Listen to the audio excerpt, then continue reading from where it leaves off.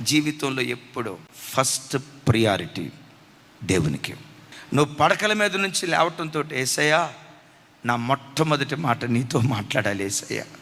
నా భర్తతో మాట్లాడక మునిపే, నా పిల్లలతో మాట్లాడక మునిపే, నా కుటుంబ సభ్యులతో మాట్లాడక మునిపే నా మొట్టమొదటి మాట నీతో ఉండాలి.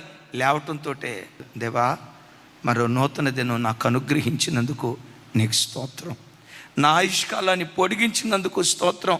రాత్రి పడకల మీదకి వెళ్ళి మరలా తిరిగి లేవకుండా కాలగర్భంలో కలిసిపోయిన వాళ్ళు కోకొల్లలు ఉన్నారయ్యా.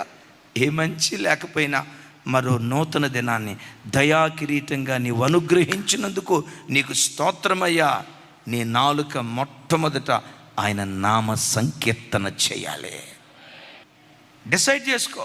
దేవుని వాక్యం మొట్టమొదట చూడకుండా సెల్ ఫోన్ చూడను, వాట్సాప్ అసలు ఫోను ముఖం పొరపాటును చూడను. నా కళ్ళు మొట్టమొదట